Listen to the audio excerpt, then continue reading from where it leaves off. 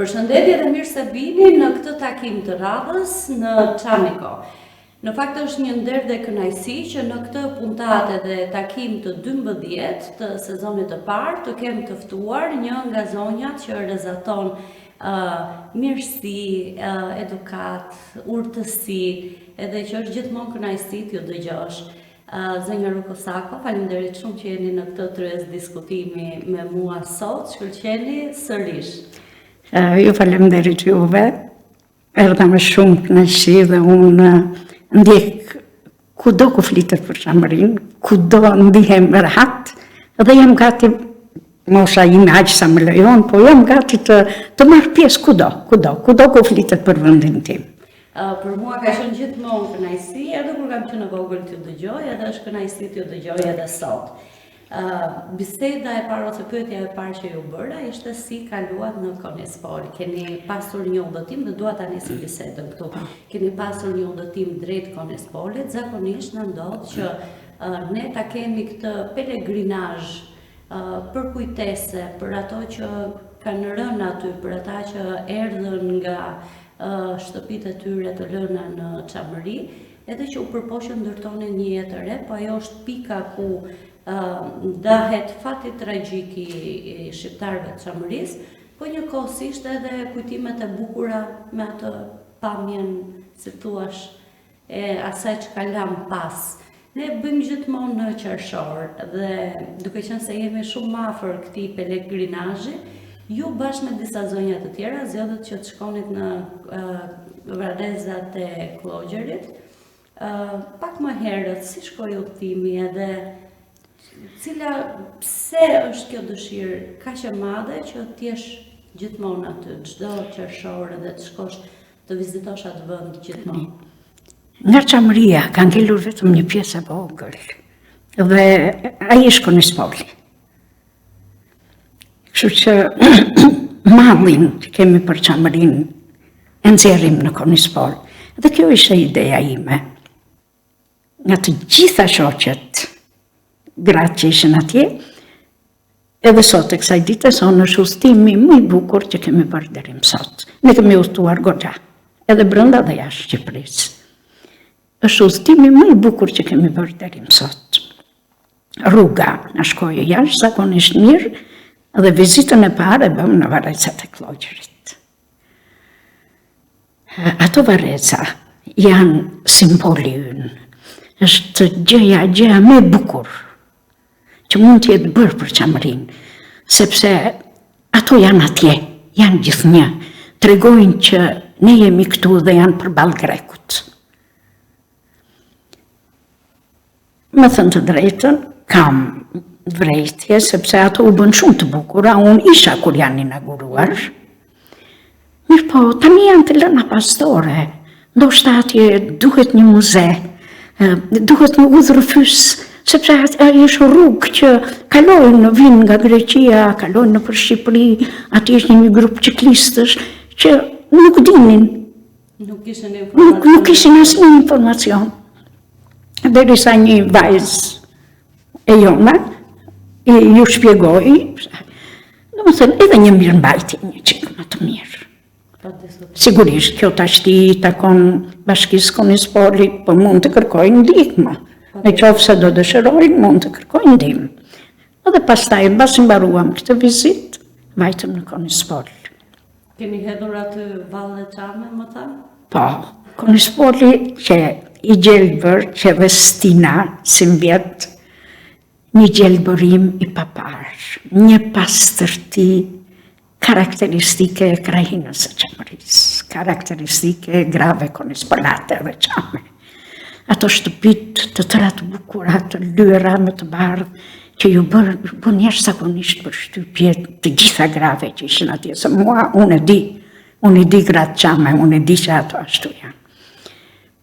Mund të flasë, ngelen të befasuara nga kuzhina. Mua nuk më çuditi, se unë kuzhinën Çame. Unë e ruaj kuzhinën Çame.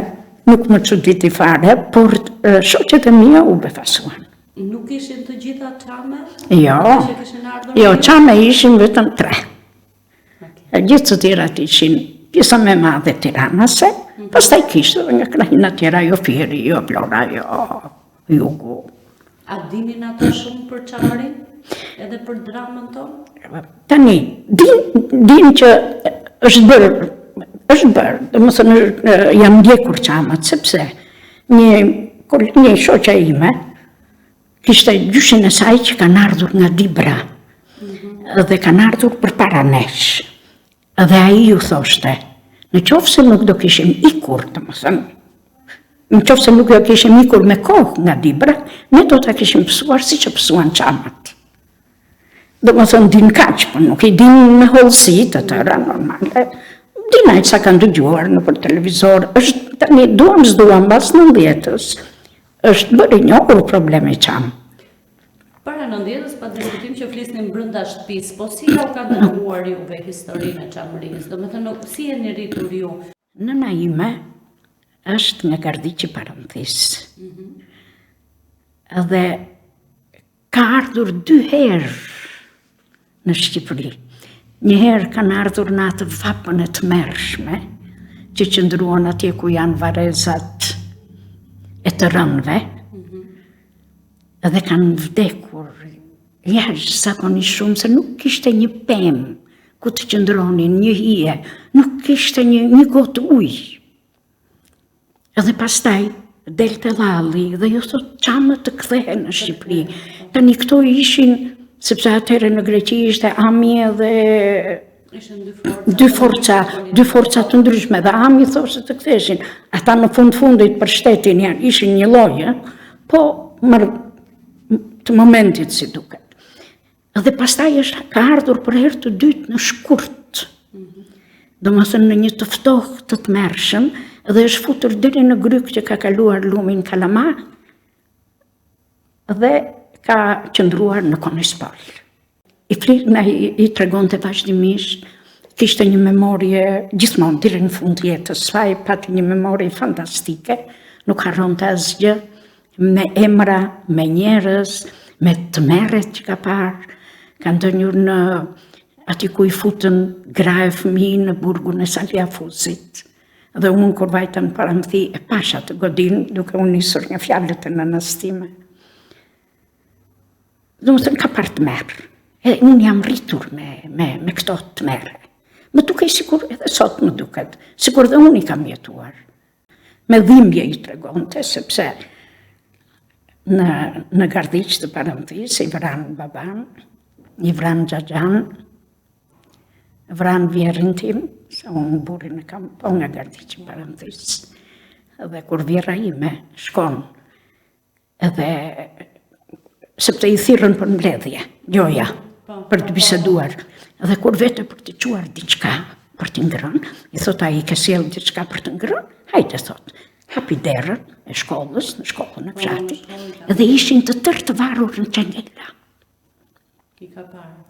Ajo të merrua, dhe kthehet në shtëpi, kishte djalin e madh, 13 vjeç, i jep një revolver, në dorë, edhe i thot, nisu për Shqipëri. 8 metra njeriut nuk do i afrohesh, derisa të kalosh kufirin.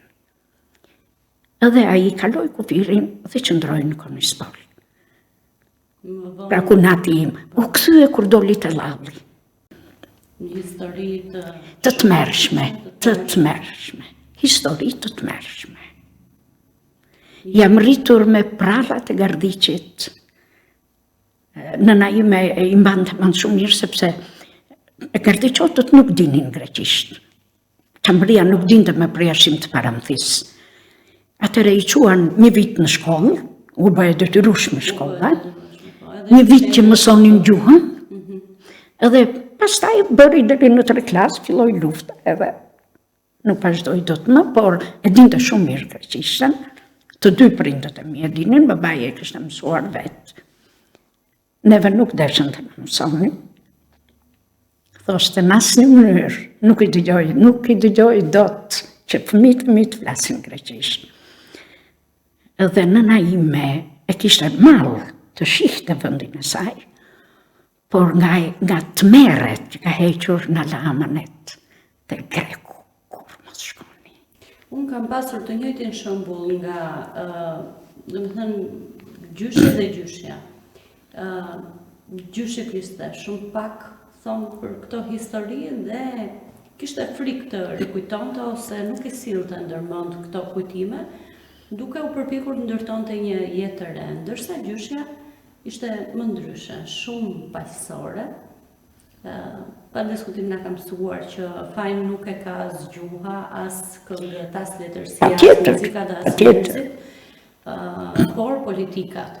Që unë kam pasur dy shembuj të ndryshëm se si jam rritur, po i kuptoj fare mirë edhe të gjithë ata që kanë kaluar masakrat dhe çdo tingull të asaj kulture ose të asaj kohe e lidhin me masakrat, me genocidin edhe me gjithë dhimbjen e madhe që kanë përjetuar dhe kanë kaluar. Po ndërkohë, midis këtyre rrëfimeve, ka pas edhe rrëfime të bukura? Ka pasur rrëfime të bukura, patjetër, sepse para se do fillonte ky tmerr i luftës, ata kanë jetuar një fëmijëri të bukur dhe ngjitur me shpinën në nëstime. Ishte një familje çam kristian, të cilët greku i trajtonte si grek. Ata shkonin jashtëzakonisht mirë me njëri tjetrin. Hynin për çdo gjë, bile për festa, nuk diskutohet për Pashkët, për Bajram, për të gjitha. Dhe para vitit 80, erdhi një nga djemtë e kësaj shtëpie, para vitit 90, u lejuan që erdhën disa grek, erdhi njëri që ishte moshatar me nënën time. E takuam, sepse na kërkoi kunatin tim, kërkoi nënën time, Nasho, e Thanas e kishte emrin Nasho, dhe kur më takoi mua, me gjithë nënën time, tha, se unë do të shifja vajzën e Feruzes. Më thënë kështu si që po e shohë, nuk e mendoja kur. Dhe unë do të lë një kujtim të vogël, tha dhe nxori unazën e tij, dhe ma jep, ma dhuroi mua. Më thënë, ata kanë pasur marrëdhënie aq të mira, shkonin aq mirë. Nëna ime thoshte, në shtëpinë tonë ne kemi pasur 40 rrënjë pemë. Kishim manë të zi, manë të bardhë, kishim ka të gjitha, sepse Çamaria ka klimën të tillë që i ka të gjitha. Ne kishim edhe ujin. Gardiqi është i vetmi vend në Çamari që prodhonte orizin. Dhe gardiqotët të tëra e gatuajnë orizin si askush tjetër.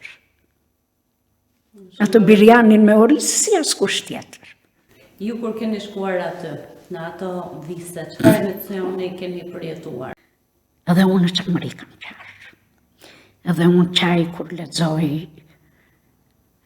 kur dëgjoj këngët çame, ajo mall për Çamarin.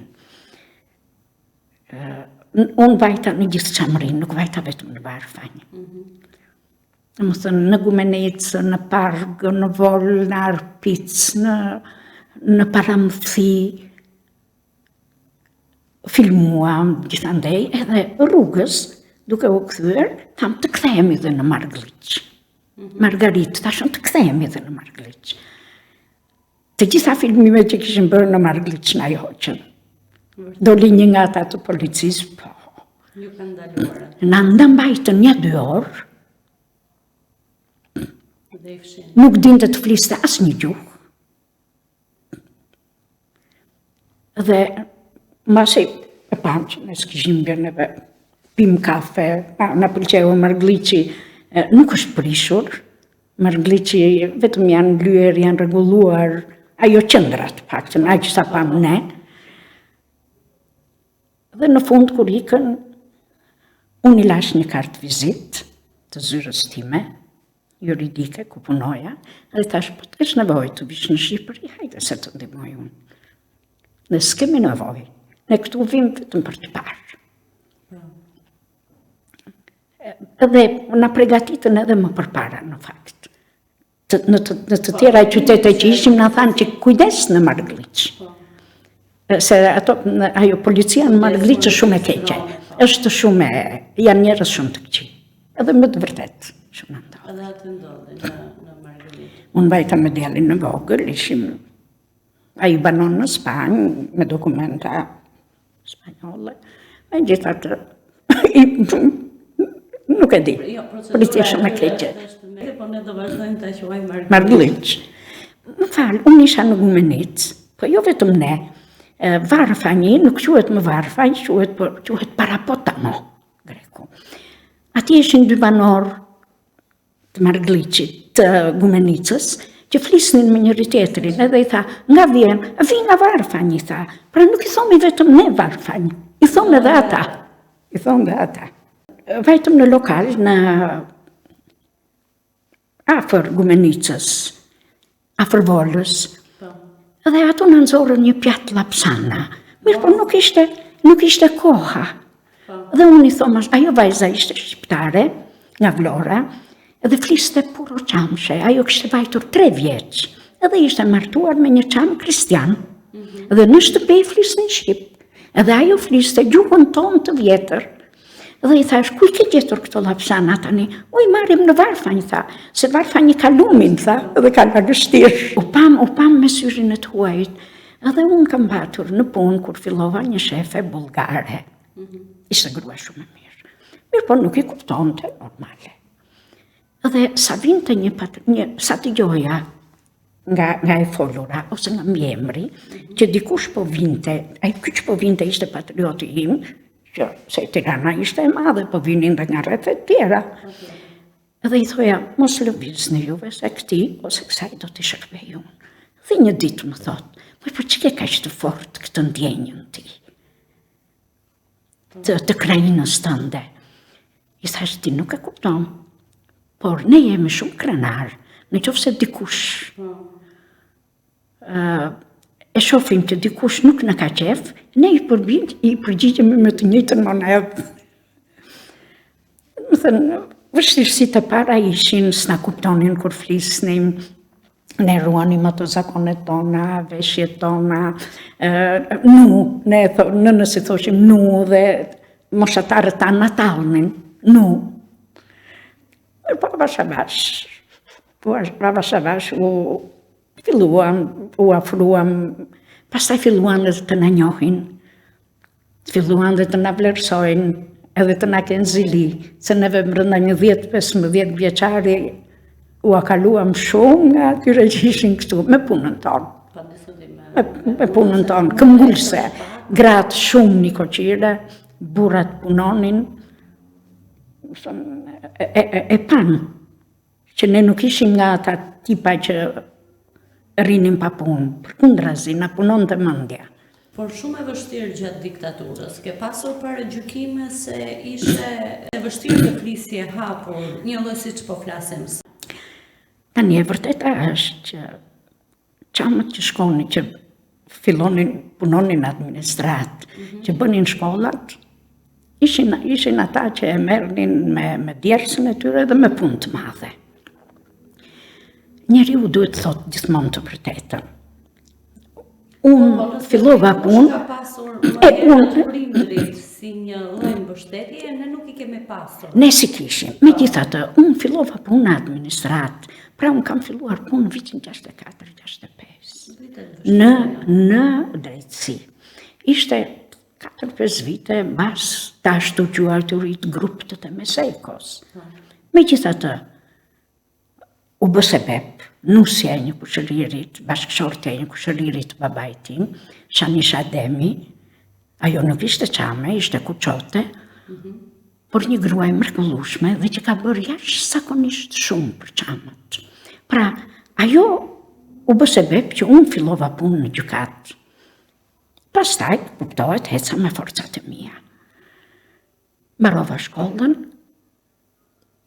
u bëra shefe shoqeve të mia, me thënë drejtën, nuk pata ndonjë. Unë nuk është se kisha ndonjë pozicion, kush e di se çfarë, shefe administratës, në gjykat Tiranës, nuk ishte pak, por nuk pata. Sa të duash, më thoshin, çamja, Kishte raste dhe nga ato që vinin nga jashtë, po zgjetën një tjetër këtu që të vëmë këtë pozicion, po vëmë këtë qamen, po gjëra që nuk më përishën punë fare. Pas viteve 90, ju jeni një nga emrat dhe zërat e rëndësishëm të shoqatës Çamëria. Si e mban mend atë periudhë kur shoqata nisi rrugën e vet, kur filloi të dilte gazeta, nuk e di ndonjë aktivitet tjetër që ka pasur atëherë ose si mblidheshit për të diskutuar, çfarë ndodhte në atë periudhë ku ishit të lirë ose donit të formonit zërin tuaj për Çamërinë dhe për historinë e Çamërisë? Kryetari i parë i shoqatës ka qenë Abbas Dojaka, tashti. Abbasi punonte në krijimtarinë popullore. Unë punoja në gjykat dhe rrugica tjetër mbas gjykatës ishte vendi ku punonte Abbasi. Dhe unë para 90-s, vazhdimisht bisedoni me Abbasin dhe njëherë desha që të jepja disa gjëra të mbledhura, që i kishin një të dënuari, e kishin mbledhur, ja kishin sekuestruar, dhe i thoja Abbasit, të lutem, shife mbas se gjenë një vend, mos t'i djegim, mos t'i asgjësojmë. Mirë po nuk u bëgje. Kështu që vazhdimisht takohesha me Abbasin dhe ai e kishte të qartë idenë e krijimit të shoqatës. Ishte një burr i mrekullueshëm. Ishte një intelektual i mirëfillt. Dhe fill pas 90-s ne jemi shoqata e parë që jemi krijuar. Po. Dhe ati ke Pallati i Kulturës, kur u krijua shoqata, s'kishte vend jo në sallë, brenda, por mbushur edhe shkallët. Edhe sheshi para asaj sallës, edhe shkallët mbushur, domethënë ishte, na dukej sikur lindëm. Sigurisht është një lloj gëzimi, patjetër është një lloj gëzimi, po që të ishte kështu. Pra që të përqafoj kaq shpejt kjo ideja e shoqatës, gazetës, pastaj, se unë e di që edhe gazeta delte, mua ma sillni gazetën në zyrë. Më thënë, e kisha kështu. Tani e prisja, sepse në familje tona është folur shumë për Çamërinë. Dhe ne që u ritëm, pavarësisht se lindëm këtu, e kishim shumë të fortë këtë ndjenjë. Unë të njëjtën gjë kam bërë me fëmijët e mi. Edhe ata e kanë shumë të fortë ndjenjën. Do thënë, prandaj unë e prisja, nuk u çudita fare. Ishte shumë e bukur ajo periudhë. Shumë e bukur, shumë. Sidomos kur ka ardhur ai kryeministri grek, Mitsotakis, që dolën grupi madh çamësh para ministrisë së jashtme. Ishte një ndjenjë, një shpërthim. Ishte një shpërthim me zi prisnim. Dhe jo vetëm kaq, po përpara se do krijohej shoqata fare, u kapën disa djemë në bulevard, gjoja se po bënin demonstrat në revolt. Dhe ndërmjet tyre ishin një grup çamësh, djemë të rinj çam. Jashtë dyerve të gjykatës ishin mbledhur familjarë të tyre, rreth të tyre dhe shoqëror, dhe bën tamam një demonstrat, pavarësisht se atëherë nuk i jepej gjë. Do të thënë, u dha sinjali, që shumë përpara.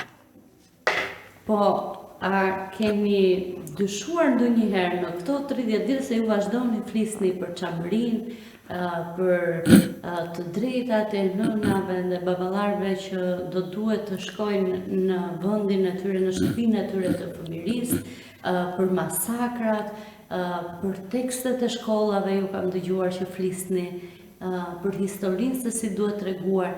A ka pasur një moment në këto 30 vite të tranzicionit të Shqipërisë që keni thënë, jam lodhur së treguari këtë histori? Jo. Deri në fund jetës time nuk lodhem. Jo. Për të vetëm gjë që nuk lodhem. Nuk lodhesh? Jo, kur? Keni të njëjtën energji në fakt, siç ju kam njohur unë përmes televizionit, se unë kam parë në për daljet publike edhe nga do ku rrëfenit për Çamërinë, Keni të njëjtën energji edhe sot. Ashtu e kam. Pavarësisht se vitet kalojnë, mosha ime ecën, pra kur është krijuar shoqata, unë kam qenë me shumë energji. Pavarësisht nga kjo, unë kam të njëjtën energji përsëri. A dini prit dhe vesat tuaja të hedhin Tumarkuqen dhe Osman Takën? Djali im I vogli, të dy djemt I kanë gratë të huaja. Djali I vogël është martuar me latine. Dhe para 3 vjetësh, vajza, martoi vajzën, dhe vajza e tij, që ishte një 7 ose 8 vjeç, mësoi të kërcej valle çame. Sepse ajo është, domethënë I pëlqen shumë muzika, I pëlqen vallja, dhe shifte si lëviznin këmbët, kratë dhe mësoi të kërcente. Më vjen keq vetëm për një gjë, se ne erdhëm mes shqiptarëve. Nuk që lehtë. U trajtuam ndoshta si emigrant. Mirë po, edhe fëmijët tanë që morën rrugët, jo vetëm tanë, gjithë shqiptarët, se ne tash s'kemi gjë të ndarë. Qamëria, Shqipëri. Domethënë kot na kanë vënë atë kufirin, ne jemi shqiptarë, kaq. Shqiptarë të Qamërisë, shqiptarë të Kosovës, shqiptarë të Shqipërisë. Ato ndarje na I ka bërë bota. Pa e Malitëzie dhe të Maqedonisë, gjithë ne. S'ka kufi. Patjetër. Por sinqerisht, domethënë më dhëm kur mendoj që shqiptarët kanë marrë rrugët e botës. Të trishton kjo? Shumë. Më trishton shumë, sepse duke jetuar në një vend tjetër, duke marrë zakonat e vendit, më trishton, po largon, më trishton shumë. Unë I kam kaluar gjitha fazat, kam lindur në 46-ën, kam kaluar të gjitha fazat këtu, dhe ato 10 vitet e para, neve ishim, jo 10, më shumë, 20 vjet ishim shumë të lidhur me njëri tjetrin. Dhe mua më kujtohet, isha fëmijë, fillonin vizitat e pasdarkës. Mbaronte darka në orën 6-7 dhe fillonin vizitat, vinin ose venim. Dhe burrat, gratë veç, burrat veç, të gjithë bisedonin kujtimet e tyre dhe gjithçka rrëfillohej rreth Qamërisë. Çfarë të trishton tjetër? Unë e di që ju keni folur për tekstet e shkollave, ne kemi disa libra këtu në Tryez, po si tregohet historia e Qamërisë sot? A do duhet tregohet institucionalisht, pra me anë të librit, me anë të historisë rishkruar pak më mirë në konceptin tuaj si intelektuale? Keni ka shumë flitet shumë pak për Qamërinë. Më vjen keq. Më shumë duhet të flitet. Më shumë duhet të dinë brezi I ri, sepse brezi I ri ka filluar të jetë neglizhent. Ne, për shembull, në shkolla mësonim çdo gjë. Po unë kur dëgjoj në televizor që I pyesin, që thonë çfarë është 28 nëntori, çfarë është 29 nëntori, nuk din të përgjigjen. Mendo më për historinë e Qamërisë. Duhet më shumë të bëjnë, nuk e di çfarë influencash ka në për tekstet e shkollës për fat të keq. Është pjesë, duhet ta konsiderojnë pjesë të Shqipërisë. Nuk është historia jonë, është historia e Shqipërisë, është historia e popullit shqiptar. Njerëzve që flasin shqip në fund të... Po, është historia e popullit shqiptar. Ajo është pjesë e Shqipërisë. Nuk duhet parë si pjesë jona e çamëve. Jo, është pjesë e Shqipërisë, kaq. Majtas dhe djathtas. Majtas dhe djathtas. Një lloj. Sikur kemi pasur pushtetarë të së majtës që marrin vendime, sikur pushtetin e kanë pasur të djathtë dhe marrin vendime. Një lloj fare. Kur vjen puna për ne është një lloj. Na përdorin mish për tokë, vetëm kur kanë ndonjë interes. Kaq. Pra, ju mendoni që gjithmonë Qamëria është artikuluar në përmitingje për të marrë vota? Tash është zbehur edhe kjo. Në fillim e kishin, po tani është zbehur, sepse një pjesë e qambe janë majtas, një pjesë janë djaftas, po thuaj, dhe më thënë, ne vetë nuk jemi më. Shqiptare në një farë mënyre është përzier aq shumë sa që rrata e djathta nuk duket sikur kanë kufi të ndryshëm apo platforma të ndryshme politike. Ndaj nesh çfarë? Ndaj nesh të njëjtën si. Nuk mund të lë pa përmendur fjalimin e kryeministrit në Athinë për herë të parë të përplasësh Grekut problemin çam. Nga një kryeministër shqiptar është hera e parë që është bërë. Sinqerisht, e vlerësoj. Njeriu duhet jetë i drejtë. Në disa nuanca, pa diskutim, unë kam parë edhe në përfaqësimin e Shqipërisë. Kur ka shkuar në panairin e Berlinit, u hodh vallja e Osman Takës. Kur erdhën liderët e botës në Tiranë, pa tjetër që kishte element të vallave çame, duke konsideruar Osman Takën si një nga perlat e Shqipërisë. Valle Osman Takës ashtu është.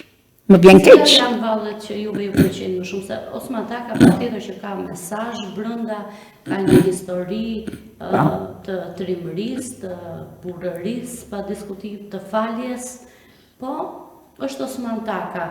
Ka një tjetër element të kulturës çame që u bën të ndiheni krenar? Mua më pëlqen shumë vallja e grave çame.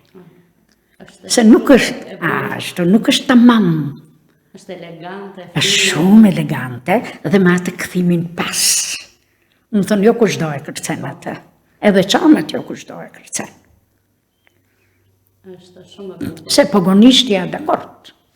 Dhe më thënë, vallet e tjera kërcenar, kurse vallja çamja grave çama është. Babai im këndonte dhe kërcente shumë bukur dhe kërcente Osman Takën si askush tjetër. Më vjen keq që nuk e kemi xhiruar. E ka vdekur herët, nuk i kishim kushtet për. Po në memorien tuaj vetë. Jo vetëm në memorien time. Po në memorien nuk e harrinte askush. Nuk e harrinte askush. Ishte. Tani që të zbuloj unë një nga këto detajet, më thanë që kur këndohej mall për çamërin, bashkë me motrën tuaj, lotuat në autobus. Unë gjithmonë lotoj. Kur dëgjoj mall për çamërin dhe pse. Kam dhe arsye, veç që kënga është shumë e bukur, por babai im është detyruar të largohet nga Varfani, duke marrë vëllain e madh timin me vete dhe duke lënë vajzën në Varfani. U mbyllën rrugët, vajza u martua me një patriot tonin, dhe ne jemi takuar me motrën në vitin 1980. Sa vite, do me thënë? 25, 80. Vërtet. Po.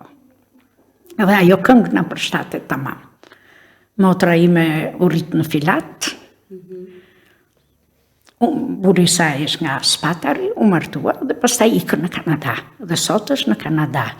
Edhe ata dy këngëtarët çam që këndojnë këtë këngë të bukur, kanë vajtur në shtëpinë e motrës time në Kanada, dhe disa herë, jo një herë, dhe sa herë vjen në Kanada, motra ime i thërret në shtëpi dhe djali motrës, patjetër. Duket sikur është bërë, unë gjithmonë qaj, unë nuk mund të lexoj një vjersh për çamërinë dhe pa dashur, nuk e di, pa dashur. Vjen nga. Kurse për këtë këngë gjithmonë, sa herë ta dëgjoj prap qaj. Se më kujtohet gjithmonë takime me motrën në 80-ën. Shkuat ju? Jo, erdhi motra, erdhi nga Kanadaja. Erdhën ata, sepse e pamundur në atë... E pamundur, neve ku do shkonim. Neve ku do shkonim edhe atëherë, do më thënë nga shqiptarët e parë. Ti ka ardhur nga Kanadaja, se shumë pak vinin ku Patjetër, Shumë pak. Po, ma kujto pak të takimin. Nuk, do të thënë, di që do të rikthehemi. Na shihte në Rinas. A ju shkruante para kësaj kohe? Shumë pak. Shumë pak, se edhe shkëmbimet e letrave. Dërguar 1-2 fotografi, Po. vetëm, pastaj shumë pak. Ju e dini që do të vinte, ishit përgatitur e kishte normal? Po, e pritëm në Rinas, e dinim që do vinte, sepse kërkesa u bë nga ne, që të vinte. Dolët ju dhe vllai? Nga vllai i madh. Edhe na shifte në Rinas edhe sigurisht nuk na njifte. Dhe i thot djalit të Xhaxhait, cilët janë këta? Sa e trisht. Ai i thot, janë motrat dhe vëllezërit e tu.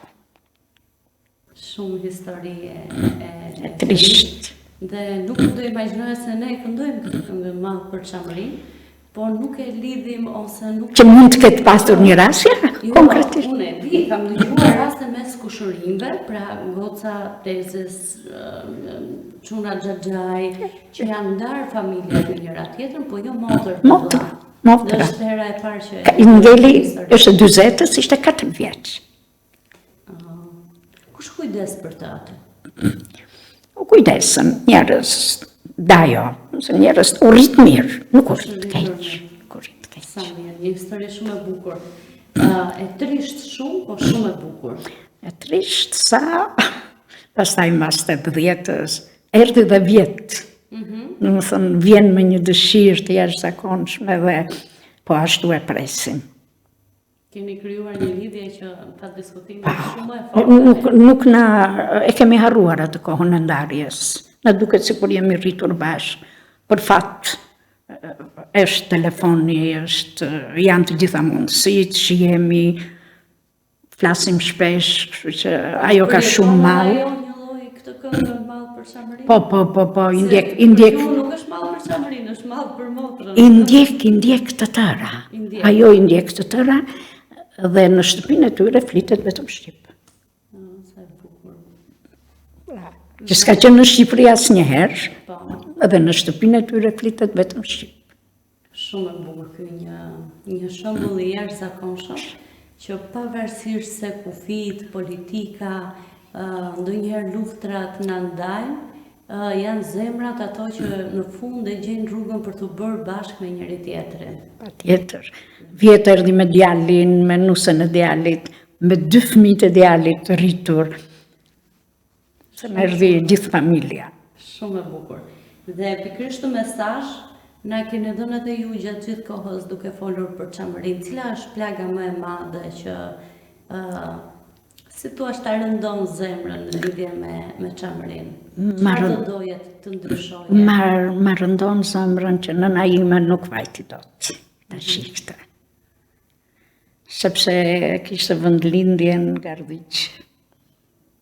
Edhe nuk e lejon të njëri. E dinim që do ta kthenin, se kunatën e kthyen. Që kunata e kishte vetëm, jo Ardhiq Çamri e kishte dhe e kthyen. Kështu që nuk e merrnim dot këtë rrugë, po ajo donte të vente, donte të shifte, unë vajta, i pash gërmadhat, se gërmadhat kanë ngelur në shtëpinë e tyre. Ajo ka jetuar atje. Më vjen shumë keq që nuk mundi. Unë të falenderoj për çdo rrëfim që ke ndarë me mua sot, po edhe me shikuesin e Çamikos.